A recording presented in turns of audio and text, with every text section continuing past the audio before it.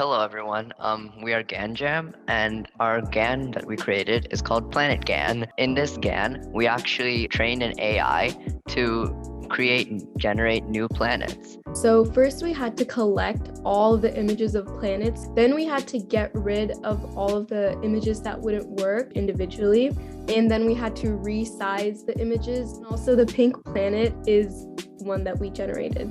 It's one of our favorites. So for data collection, we wrote a Python script that would automatically bulk download the first 200 images from each of these keywords. What we were looking for good data is just the image of the planet, so that way the AI would produce a good image. In total, we trained the AI on over 400 images. The program we used specifically was StyleGAN2. It starts from like a low pixel quality image, and then it slowly adds on more and more details as it progresses until you finally get the full color image that has a lot of details. So let's talk about the applications in the real world of a GAN. GANs can actually be used to create art, for creating game AI.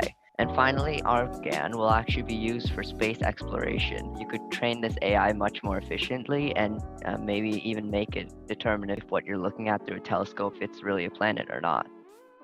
That concludes our presentation.